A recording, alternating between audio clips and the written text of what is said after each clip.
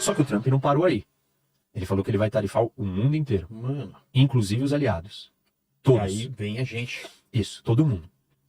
que os Estados Unidos é o maior comprador depois da China. É.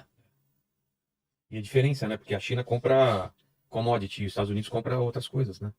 E assim, Aviões. tem um monte de coisa. E se ele fizer isso, ele vai provocar uma reação em cadeia do mundo Claro. retaliar. É óbvio. O Brasil não tem reciprocidade diplomática. Você pede visto para o Brasil pede visto para o outro. Se você taxar todos os produtos brasileiros, você vai continuar comprando os produtos americanos sem taxar? Não, vai Não, taxar. você vai ter que taxar. É. E se você taxar, o Brasil vai sofrer mais ainda. E muitos países vão sofrer mais ainda. Primeiro porque não tem certos produtos, não tem certas tecnologias e dependem dessas tecnologias e desses produtos. E aí qual é o ponto disso do ponto de A vista... gente viu isso funcionando, né? Qual é o problema disso do ponto de vista histórico de guerras? Porque nós estamos, de Tem- novo, temos nós estamos na premissa da história do Trump trará a paz para o mundo. Que parece que não é tão assim. Não é só porque, e não é só pelo Trump, é só, tipo, outro dia um cara me mandou uma mensagem no Instagram, porque agora nós vamos ter paz. Eu falei assim, desculpa, Se fosse Kamala amigão. também. Provavelmente. Cara, Ia manter. a Terceira Guerra Mundial, ela é inevitável. Ah, para, Rock, eu tenho Ela filho é- pequeno. ela é a- velho. A gente Você tá mora de no boa. Brasil, você mora no Brasil, Mas fica a gente tá tranquilo. marcando churrasco pro ano que vem, No né? Brasil. Mas vai O churrasco chegar. é no Brasil, não vai chegar Ah, aqui. mas guerra nuclear chega. Os efeitos. Mas quem falou que a Terceira Guerra Mundial precisa ser nuclear? Ah, não necessariamente. Não precisa ser nuclear. Ah, A gente tá. pode ter uma terceira... Não, já estamos conversando diferente aí. Existem 3 tipos de Terceira Guerra Mundial. Uma Terceira Guerra Mundial onde não se usa bomba atômica. Uma Terceira Guerra Mundial onde nós temos uma guerra nuclear limitada. Tá. E uma Terceira Guerra Mundial onde nós temos uma guerra nuclear total. Essa é o fim do planeta Terra e da humanidade. Voltamos para paus e pedra. Isso. É a frase do Einstein. Tem 2 outras opções onde não acaba o mundo. Tá. Mas tem Terceira Guerra Mundial. Caramba. Então, assim, a ideia de que um presidente pode evitar isso é uma ilusão. Nós estamos fadados, nós vamos caminhar para isso. Porque a história do mundo é essa. A história do mundo é o quê? Um império nasce e aí ele começa a ficar fraco. Enquanto ele tá forte, tem Quando ele está forte, ele mantém uma certa estabilidade. certa Só que aí os outros que estão fracos vão crescendo, vão acompanhando. E uma hora que quando eles estão próximos, o equilíbrio de poder está quase... O equilíbrio de poder está alterado. Antes o equilíbrio era esse. E aí o equilíbrio está assim, o equilíbrio foi alterado. Neste momento, este que está aqui em cima, ele se sente acuado e com medo de perder o trono. E este que está aqui, Ou estes, né? se sentem confiantes, arrojados e assertivos a ponto de fazer o quê? Agir. E eles pensam, eu tenho que agir antes que esse cara decida se recuperar. Exato. E a gente tá exatamente nesse ponto. Né? Isso. E na história da O humanidade... Império Romano aconteceu e... Na história da humanidade inteira. E aí, assim, não sei o que aconteceu em 2024, que as pessoas acharam, sonharam, que a humanidade decidiu que ela não quer mais guerrear. Eu não sei qual foi esse momento que as pessoas acharam que o paraíso na Terra foi manifestado, e que nós já estamos no paraíso. Elevados. Não aconteceu isso em nenhum momento. Em nenhum momento as guerras foram extintas. Não tem nada de estranho numa guerra em 2024, 25, 26, 30, 35 ou 40. Na escala mundial, você tá falando. Não tem nada de anormal. Absolutamente nada de anormal. É a regra. E a regra sempre foi essa. E as guerras não foram extintas da humanidade. Não foi tirado esse DNA dentro do ser humano e falou, acabou, não gostamos mais de guerrear. Somos seres pacíficos. Não. Até se você quiser a paz por submissão completa, tem um nível de submissão que talvez você não vai aguentar. Aí você vai falar assim, não, desculpa, cara, agora, já que você tá me massacrando tanto, que se é pra eu viver desse jeito, eu tô disposto a morrer. E antes de eu morrer, eu vou tentar te enfiar uma faca e me libertar disso daqui. Então, assim, a gente não tem saída deste lugar para onde nós estamos indo. Não é o Trump que vai evitar isso. Isso é um movimento histórico, cultural, civilizacional, sociológico, político, psicológico, humano, instintivo. Ele é inevitável. Nós caminhamos para um grande conflito e caminharemos. Se não for durante os 4 anos do Trump, será em algum outro momento. Então o Trump ele não vai evitar isso. E se a gente tivesse uma vara mágica e o poder de fazer o mundo ter a presidência do Trump para sempre, mesmo assim nós teríamos uma terceira guerra mundial. Mesmo assim. O ponto é, quem vai vencer a terceira guerra mundial? O ponto não é, não quero que tenha guerra. Quem vai vencer e como? Isso é um wishful thinking, isso é um sonho, uma utopia. Eu não quero que tenha guerra. Isso é um sonhador. Você vive no mundo da Alice, da fantasia. O que você tem que entender é como é que eu vou viver com a guerra, como é que eu vou sobreviver, como é que o lado certo vai ganhar essa guerra. Tem essa. Esse é o problema, não é se vai ter ou não a guerra, é quem vai ganhar a Tem até guerra. uma série que mostra como seria se a Alemanha tivesse ganho, né? Isso. Pois é. Aí, então eu tava... Dito isso, Dito isso, eu tava dizendo que eu tava na China, né? É. O Trump, ele adotou uma política comercial com a China acertada, no meu ver. Ele não pode replicar isso para o mundo inteiro. Eu acho que isso é errado. Por questões econômicas e para o capitalismo. Isso é péssimo, perverso e destrutivo para o capitalismo. E em termos de guerra, os períodos que levaram à Segunda Guerra Mundial e Primeira Guerra Mundial eram períodos de protecionismo e de políticas econômicas mercantilistas. O que significa isso? O que é o mercantilismo? Eu quero vender os meus produtos, mas eu não quero comprar nada de ninguém. Entendeu? Eu sou malandro, eu sou espertinho, eu só quero que todo mundo compre o meu, mas eu não quero perder nada. Eu quero ser o fabricante de tudo e vender tudo para todo mundo e ganhar dinheiro sozinho. Que é um cenário... Mas todos os países se comportavam assim. Então, a ordem econômica internacional era mercantilista.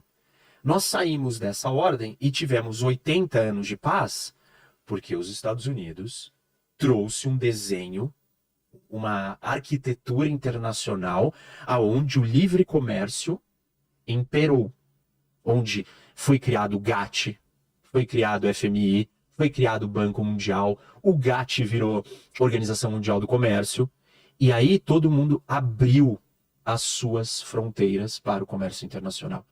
Isso permitiu trazer prosperidade, riqueza, abundância em níveis jamais vistos para a história da humanidade. Tirar milhões, centenas de milhares, bilhões de pessoas da pobreza. Centenas de milhares de chineses, centenas de milhares de indianos, milhares de brasileiros, milhares de mexicanos, milhares de pessoas na África, milhares de pessoas, bilhões de pessoas no mundo inteiro, graças a este desenho econômico. Se os Estados Unidos, que é o líder, que é a maior economia do mundo, seguir para este caminho, o que ele fará com a economia do mundo? Ele fará com que todo o resto do mundo comece a retaliar. E aí nós entraremos numa ordem econômica internacional mercantilista. Os países tentando ser o máximo autossuficientes possíveis. Isso. E isso é irreal. É real, né? E quando você tenta ser o máximo autossuficiente, você precisa de uma coisa que você não pode comprar do outro, o que isso te incentiva a fazer? A ir lá e tomar à força aquilo que você precisa. O Japão precisava do petróleo na Segunda Guerra e os Estados Unidos impôs um embargo e aí eles foram lá e atacaram Pearl Harbor. Então você vai criar um cenário de conflito. E Segunda Guerra Mundial veio de um resultado assim. Primeira, as guerras vieram de coisas que estavam postas. Populismo, isolacionismo, protecionismo, nativismo, que seria o nacionalismo. São os 4 cavaleiros do Apocalipse. Quais são os 4 cavaleiros do populismo, nativismo / nacionalismo, protecionismo e... Qual que é o outro que eu falei? Isolacionismo. Qual é a diferença do isolacionismo e protecionismo? É uma forma política, um é mais econômico, e o outro é a versão política. O outro é político. Então esses são os 4 cavaleiros do Apocalipse. E eles estão, de novo, colocados com força total. E assim, não teve guerra agora. Meu, a guerra, ela não acontece no momento que é dado o primeiro disparo. A guerra ela é preparada para acontecer. Condições são construídas e colocadas para que a guerra exista. As condições elas vão crescendo, elas são plantadas, essas sementes. Tipo, a guerra não acontece com um cara acorda e fala assim, vou iniciar a guerra. Uma série de fatores tem que estar em ordem para aquilo acontecer. A guerra da Ucrânia não começou em 2022, quando as tropas russas partiram para uma guerra total. Elas já estavam numa guerra limitada dentro da Ucrânia. Já existia uma guerra limitada. Quando que a guerra de Israel com o Irã começou? É uma guerra simétrica, por procuração, que começou há um tempão já. Não vai ter guerra. Como assim? Não tem guerra? Não existiu. O Hezbollah, durante 4 anos, quando o Trump estava no poder, não lançou nenhum foguete. nem o Hamas, nenhum foguetinho, Eu fui... nenhum atentado terrorista. eu fui para Israel antes da invasão de 7 de outubro, de todo aquele terrorismo lá, e o pessoal falava, a gente está em guerra. Você está num país que está em guerra. Isso. Eles estão sempre em alerta de guerra, né? Sempre. É. Você está o tempo inteiro tendo problema com seus vizinhos, ali, no caso Israel. Então, depende o que você... Assim, por que eu estou falando tudo isso? Para as pessoas pararem de repetir coisas bobas e entenderem o que é a guerra. A guerra é um negócio muito maior. A preocupação a gente tem que ter é: o Trump vai vencer as guerras que precisam ser vencidas? Aí que tá, né? Esse é o ponto. Para mim, a paz verdadeira, promissora, duradoura, perpétua, virá de uma vitória decisiva e definitiva daqueles que carregam e representam os melhores, não os valores perfeitos, mas os melhores valores para a humanidade. Porque é óbvio que os Estados Unidos têm um monte de problemas e coisas erradas. E muita gente se incomoda com essa comparação que eu faço entre ditadura e democracia. Uma coisa não exclui a outra, né? Não quero viver num mundo onde eu seja controlado do que eu vou falar, do como que eu gasto meu dinheiro. Eu não quero fazer isso. E esse é o modelo chinês, russo, norte-coreano, iraniano. Esse não é o modelo americano, francês, inglês. Não é. E eu quero estar nesse modelo. Então, para o mundo trazer ordem, estabilidade e prosperidade e desenvolvimento, eu entendo que a gente precisa estar nesse modelo. Entendi. E a gente precisa ganhar o confronto com as outras forças. Porque eu acho que vai produzir um resultado melhor. Eu não estou questionando a legitimidade desses outros países buscarem, na base da força, conquistar o que eles querem. Claro. Eu entendo que é do jogo. Eu falo isso e as pessoas, mas os Estados Unidos pode. Eu não estou dizendo que a China não pode. Eu estou dizendo que vai ser pior para o mundo se a China ganhar. Na minha análise. Tem gente que acha que vai ser melhor. Tá tudo bem. Eu não estou dizendo que a China não pode fazer isso. Eu sei que ela pode, eu sei que ela vai, e eu entendo que é legítimo ela querer conquistar as coisas na base da força. Porque, assim, essa é a regra de funcionamento do mundo. Só que os Estados Unidos e os outros também podem fazer isso. Também farão isso. Eu acho que existe uma diferença quando um faz e quando o outro faz, em várias ocasiões, não em todas, porque em algumas dessas ocasiões eles fazem com um propósito melhor. E o outro faz com um propósito de simples, pura projeto imperialista de domínio e controle das pessoas. E eu não acho que...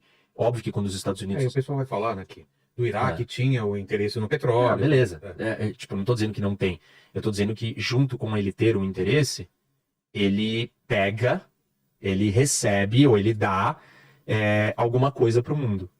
E eu não acho que nem a Rússia, nem o Irã, nem a China, nem a Coreia do Norte, nem a Venezuela dão nada para o mundo. Elas tiram o que o mundo tem e o que a gente tem de melhor, que é a nossa liberdade, que é a nossa democracia e um monte de outras coisas. Então, voltando para o Trump, ele está acertado em ser duro economicamente com a China. Não acho que é positivo, produtivo e acertado ele impor tarifas para o mundo inteiro, inclusive para os seus aliados e amigos. Também acho perigoso. E isso é um elemento produtor e gerador de guerra. Que fique claro para os nossos adoradores de Trump cegos e sem senso crítico nenhum. Levar o mundo para uma estrutura econômica mercantilista levar o mundo para estar mais próximo de uma guerra mundial. Ponto.